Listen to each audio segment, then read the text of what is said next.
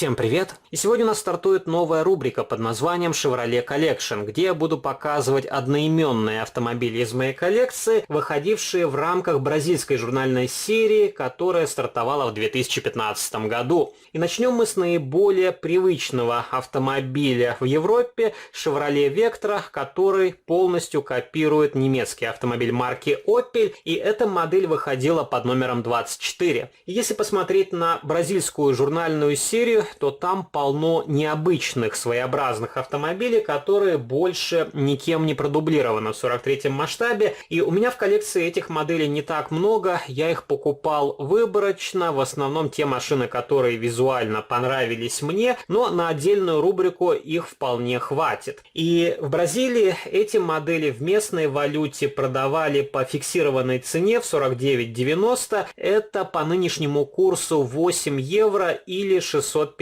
рублей. Более чем адекватная цена за модель с пластиковым боксом, с учетом того, что современная российская журнальная серия стартует с 1000 рублей. И, например, последние выпуски наши автобусы продают за 1899 рублей, но там пластиковая болванка, которая не очень хорошо копирует настоящий прототип.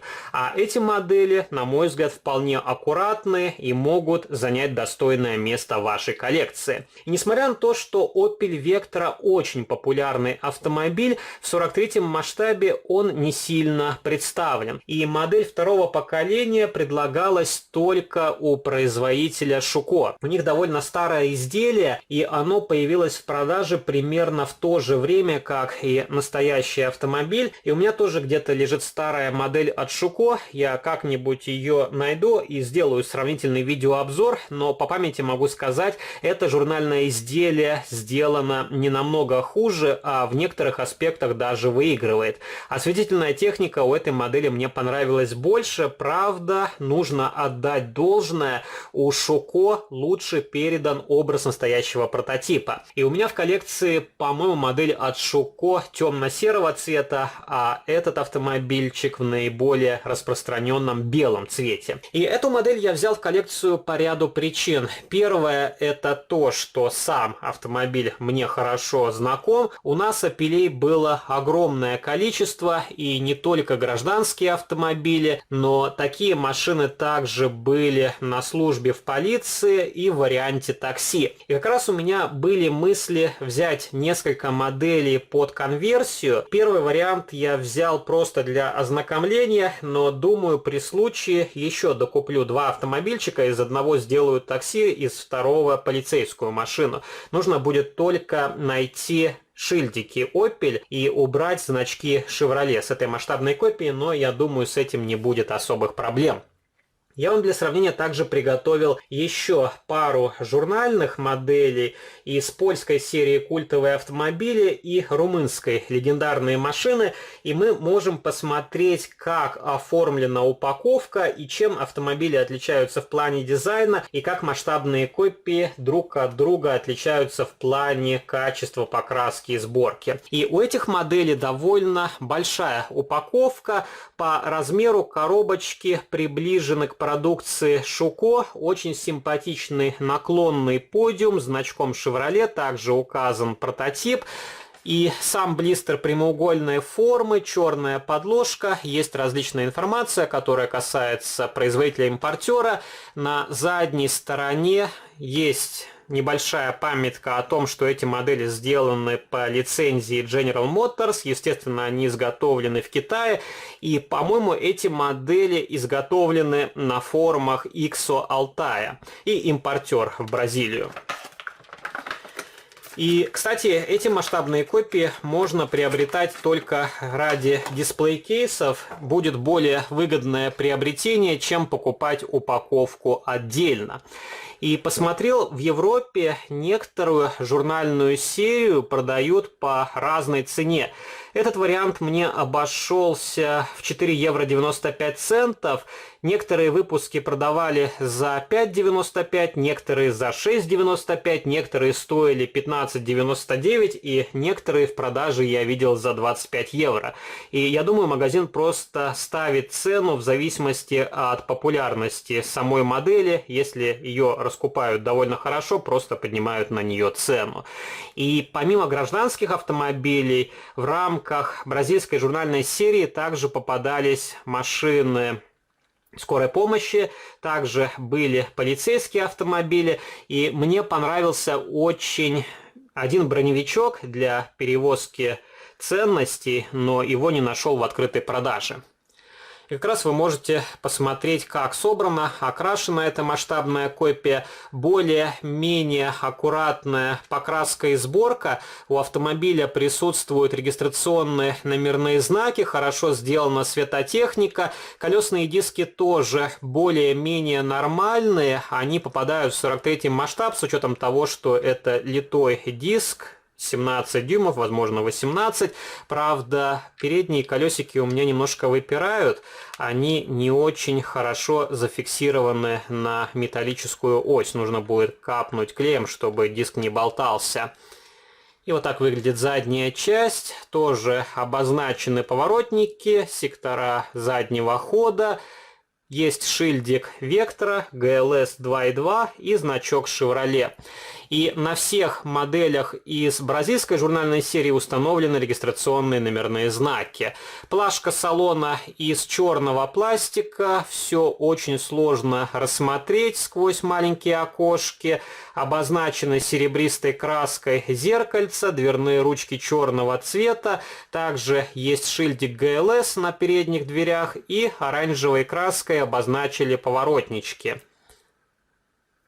И мне в этой модели не очень нравится, как сделано остекление, и, на мой взгляд, оконная линия должна располагаться чуть ниже, но, возможно, я ошибаюсь.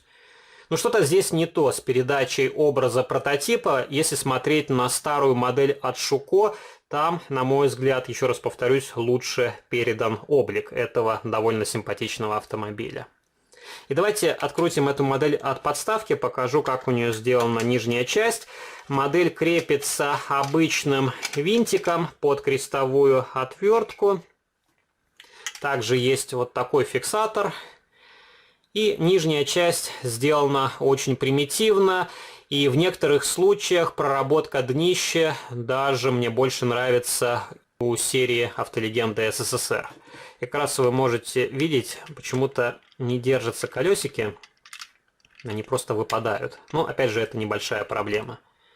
Покрышки более-менее нормальные, указан прототип Chevrolet Vectra GLS, масштаб 1:43, модель изготовлена в Китае.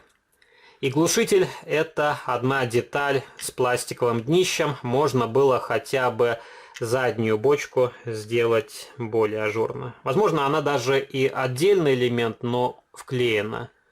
И демонтировать ее без последствий, я думаю, будет невозможно. Давайте я вам покажу, как сделан салон.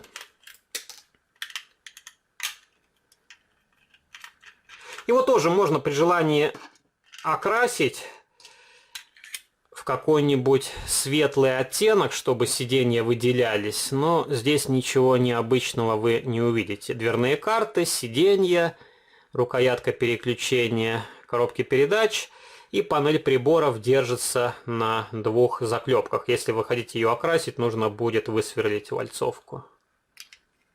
А так, еще раз повторюсь, это вполне хороший автомобильчик за относительно небольшие деньги по нынешним меркам. Сейчас у нас европейскую журнальную серию продают за 15-20 евро. И, конечно, за эти деньги модели брать, я думаю, в коллекцию не стоит, потому что можно добавить 3-4 евро и уже взять что-то от Mini-Champs, от Шуко, от Норов и от других более премиальных брендов. И покажу вам польский вариант. И как раз наглядно видно, как отличается блистер. Он повторяет контуры автомобиля. И это самая неудачная упаковка, когда модель транспортируют и коробка повреждается, то обязательно ломаются колесные диски. И уже вам показывал, у меня таким образом сломалась симка и Fiat 125.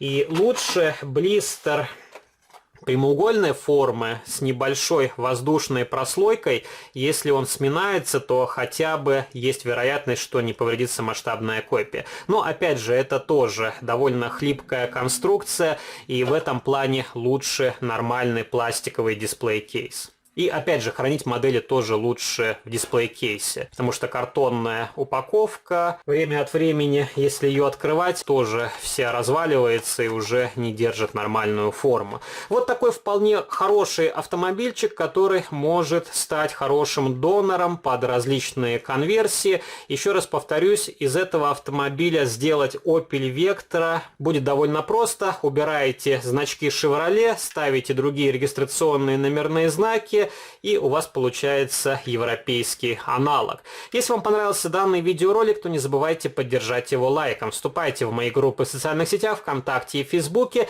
Жмите на колокольчик, также заглядывайте на мой второй канал, там тоже выкладываются видеоролики на модели из моей коллекции. И если вы хотите продолжение этой рубрики, то тоже оставьте ваш комментарий. На сегодня это все. До новых встреч. Пока.